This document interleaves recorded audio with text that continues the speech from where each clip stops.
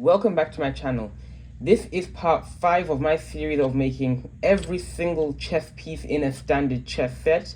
I have made the bishop, the pawn, the aluminium pawn, the aluminium queen, the aluminium rook, and the aluminium bishop. Today I'm making the brass pawn.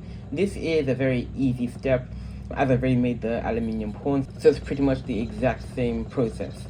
I just put it in the lathe and I started to get ready to surface it. I first faced the edge of it and then I started to surface the top of it, getting it to an ideal diameter and getting rid of all the oxidation on the brass.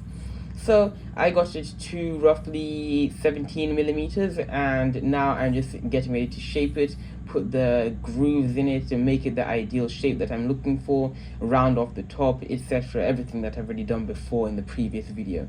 This time it's only in brass. So now I'm filing it to shape, adding a few curves, making it look nice, getting a little needle file, getting my sandpaper, and then I switched the lathe so that I can increase the speed and sand it to my ideal finish.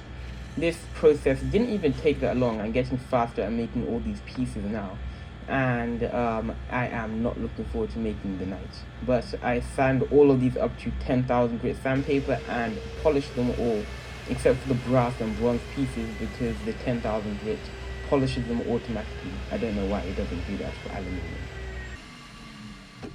But look at that. Doesn't that just look absolutely amazing?